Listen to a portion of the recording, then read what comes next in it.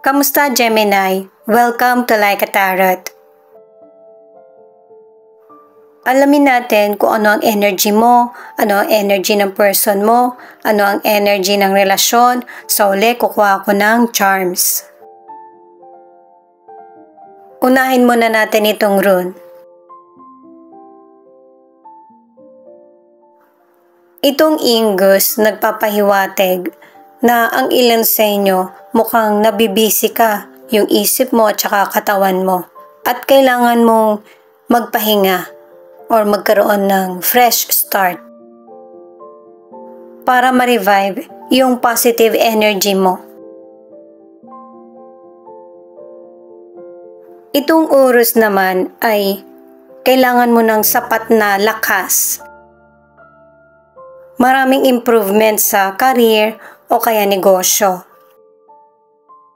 Pero warning din ito na kung kailangan ng changes ay i-apply mo ito sa sitwasyon para sa mas magandang improvement. Itong Ansus in reverse. Kung ano man yung advice o kaya sinasabi ng ibang tao sa iyo, suriin mo itong maigi. Pakinggan mo. Doon mo kasi malalaman kung sino yung mga taong pwede mong pagkatiwalaan at saka hindi. Meron kasing good advice at meron din kasinungalingan.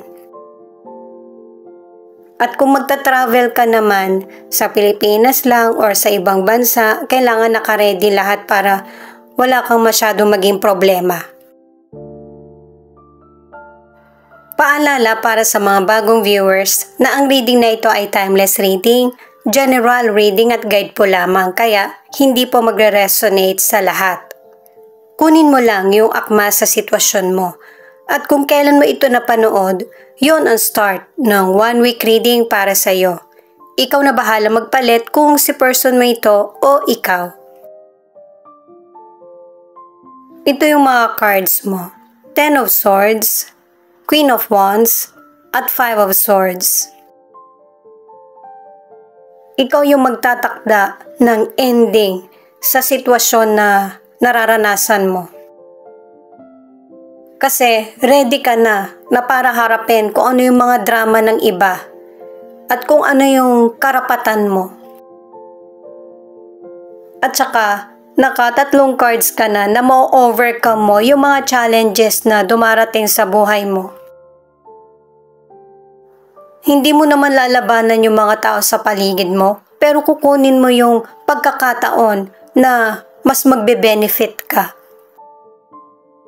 Nabuhos mo na kasi lahat ng emosyon mo, kaya this time, isip naman yung gagamitin mo. Sa career, mag-ingat sa mga taong ginagamit ka lang para sila yung mas mangibabaw. Sa career at negosyo, ang ilan sa inyo hindi mo naman kailangan sumunod sa iba kasi kaya mo naman magkaroon ng sarili mo, maging self-employed or magkaroon ng sariling negosyo.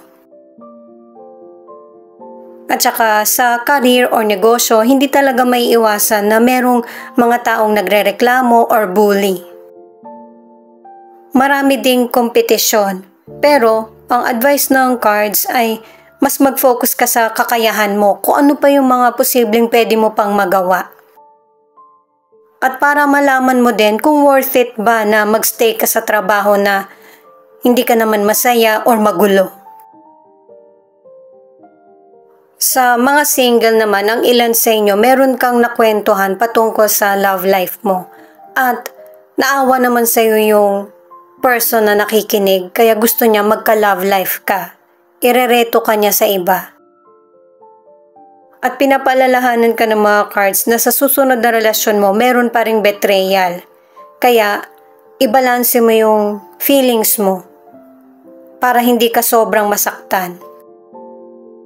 Sa mga nasa relationship, kahit may napapansin ka sa relasyon nyo ng person mo, ipinagpapatuloy mo pa rin ito. At saka, nakadalawang cards na para sa panlilin lang. Alam mo na ito yung nangyayari. Ito naman yung cards ng person mo, the Temperance, 9 of Wands, at Page of Swords. Dahil sa connected kayo sa isa't isa ng person mo, may posibilidad na magkapalit kayo ng cards, kaya ikaw na lang bahalang tumukoy. Ipinapakita sa cards ng person mo na anuman ang sitwasyon na pinagdaraanan niya ay malalagpasan niya at may katapusan. Pareho kayo ng person mo na merong ipinaglalaban na karapatan. At saka anuman ang opinion mo sa sitwasyon, importante ito na masabi mo. Kasi may mga panahon na yung person mo ay tahimik. Mas pinipili niya na ibaling ang atensyon sa iba. Sikapin na suriin yung sitwasyon at saka bigyan ito ng makatwirang solusyon. Sa financial, ang advice ng cards, huwag mong maliitin yung problem mo sa money. Kasi ang ilan sa inyo, maganda naman yung nagiging pasok ng financial sa iyo. 2 cards na yung nagsasabi. Kailangan mag-save ng money at saka kailangan din ng self-control. Para mareresolbahan mo yung problemang darating or problem mo sa financial. Kapag dumating kasi yung magandang pagkakataon sa financial, wala ka nang magiging problema. Ang ilan kasi sa inyo nasa ibang bansa yung trabaho at ang ilan naman nagiging maganda yung kita mo sa trabaho or negosyo. Ang ilan naman sa mga single ay marami kang karibal sa taong nagugustuhan mo. Nakadalawang cards ka na. Hindi mo to iniisip or hindi mo pinupush yung sarili mo na ikaw yung piliin ng person. Basta ginagawa mo lang kung ano yung makakaya mo. Sa mga nasa relationship, ang tagal nyo na magkarelasyon ng person mo, pero merong ibang taong sumisira nito. 2 cards na yung nagsasabi na nagtatalo kayo ng person mo. At ang advice ay hayaan mo rin yung person mo na makapag-isip para sa sarili niya. 4 of Wands, the Hangman, at 5 of Pentacles. Ito yung cards para sa relationship nyo. Yung relasyon nyo ng person mo ay matatag. Kahit na nagtatalo kayo or merong mga weakness yung person mo, ano man yung gender niya, marami na siyang iniisip na para magkaroon ng solusyon, lalo na pagdating sa financial. At ang focus ng person mo ay yung connection niya sa paligid niya, career, tsaka financial. Naka-3 cards na rin na ang ilan sa inyo, LDR ang connection nyo ng person o relasyon. Magkaroon man siya ng koneksyon o relasyon sa iba, sa family pa rin ang balik niya.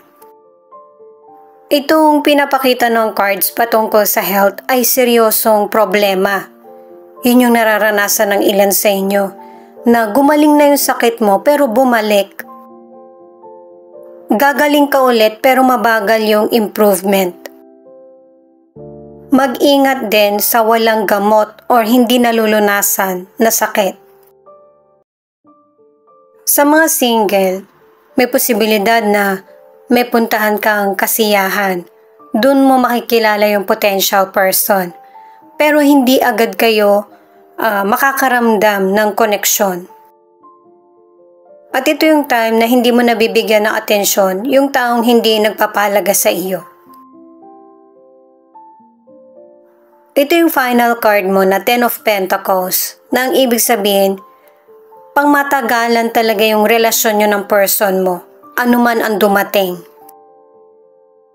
At saka kung meron kang negosyo or yung family nyo may negosyo, maipapasa sa inyo. Or sa mga anak nyo.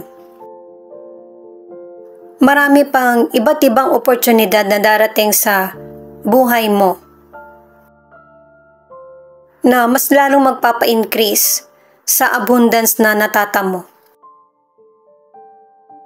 Ang ilan sa inyo na nasa relationship ay hindi ka happy sa relasyon nyo, naka-3 cards ka na. At yung susunod na relasyon mo, yun na yung pang mas matagalan. Kasi marami ka nang natutunan sa nagdaang relasyon mo. Lalo na't nakikita mo sa relasyon nyo, maraming imposible at saka hindi ka napapahalagahan ng person mo.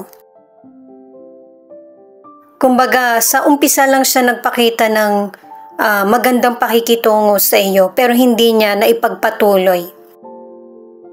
Ang ilan sa inyo na nasa relationship, okay naman yung relasyon nyo pero magpapatuloy pa rin yung pagiging masigasig mo na ma-save at saka magpatuloy ang relasyon. Itong card na ito ay pinapayuhan ka na magkaroon ng patience at saka tiwala na yung sitwasyon na nangyayari sa buhay mo ay kayang ikontrol ng may kapal. Itong next card naman ay anuman ang karir mo o kaya negosyo, mas lalo mo itong pag-iigihan. Magse-search ka, pag-aaralan mo. Pinapakita sa card na ito yung determinasyon mo na maging matagumpay at saka kasipagan. At dahil sa magandang aksyon mo sa buhay mo, may mga pagbabagong mangyayari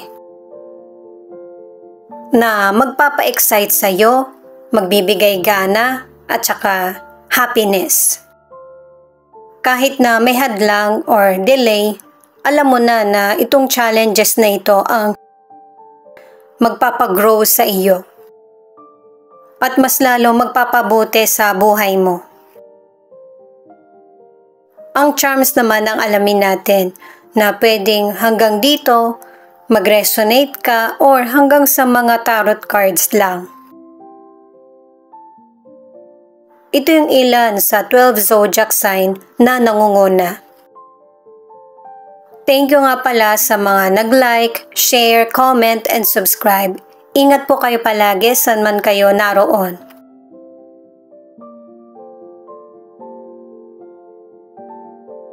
Aries, Virgo, Aquarius, Libra, Scorpio, at Capricorn.